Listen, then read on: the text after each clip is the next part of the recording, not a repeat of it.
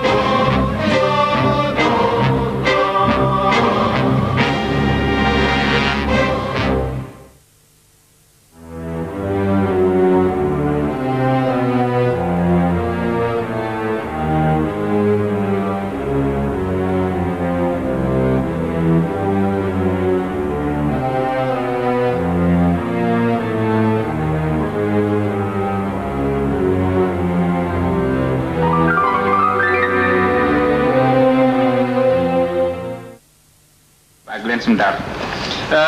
Ini berkaitan dengan karyawan dan pemecatan karyawan ini. Jadi saya mendengar bahwa alasan pemecatan itu adalah karyawan itu melakukan unjuk rasa.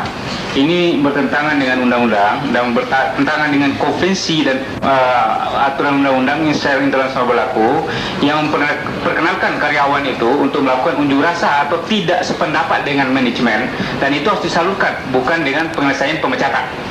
Nah, itu aturan hukum yang berlaku. Kemudian yang kedua, saya juga mendengar bahwa ada 60 orang karyawan asing dipekerjakan dalam Bank Bali dan gajinya 7,5 miliar. Sedangkan 6.300 orang karyawan bangsa Indonesia gajinya adalah 8 miliar seluruhnya. Ini penghinaan terhadap bangsa Indonesia.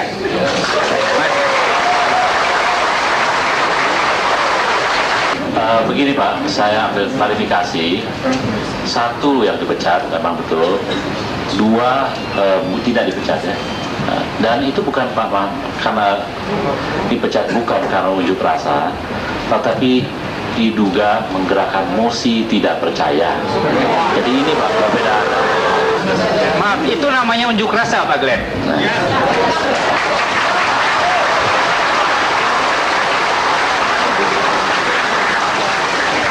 Pak Glenn, saya interupsi sebentar.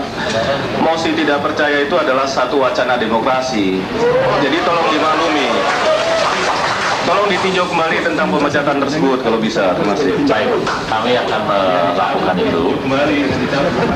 Kemudian mengenai angka 7,5 miliar tadi perlu saya tanggapi. Kalau boleh Pak, angka itu memang kita juga tahu, kami baca di koran. Kalau boleh secara spesifik Pak, kami ingin Pak Glenn kan namanya BPPN, itu Bank Bali itu di bawah pengawasan Anda. Informasi dari majelis, dari Dewan ini bukan Anda minta dari kita, Anda turun ke bawah, itu perintah rakyat itu.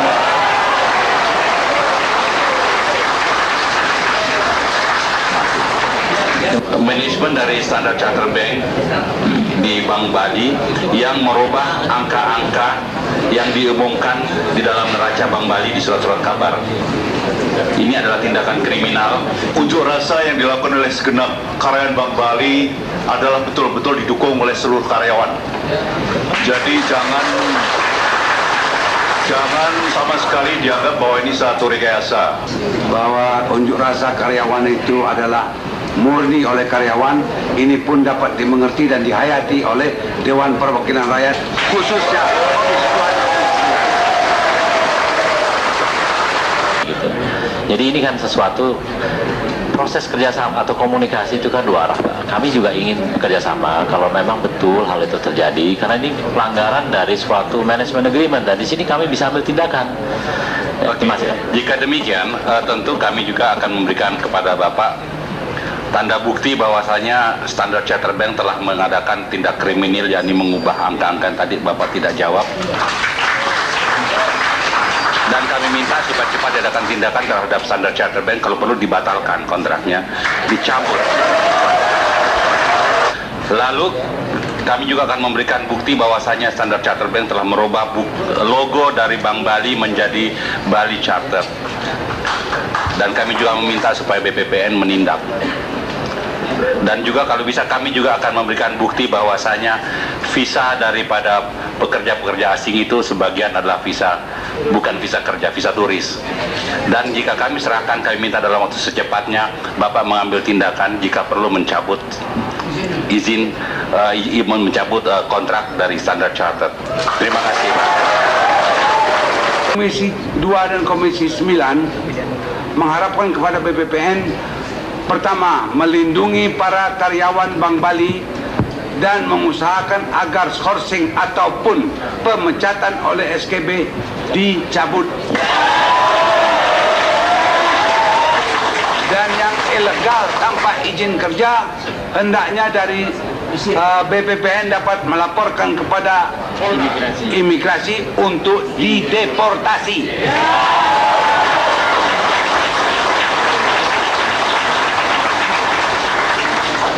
Empat, rapat mendukung langkah-langkah yang akan dilakukan oleh BPPN untuk menilai kembali manajemen agreement dengan SKB dalam waktu 1 minggu. Apabila terbukti SCB telah melakukan langkah-langkah dan tindakan-tindakan yang bertentangan dengan hukum, peraturan perundang-undangan yang berlaku, serta azas kepatutan, agar manajemen agreement dibatalkan.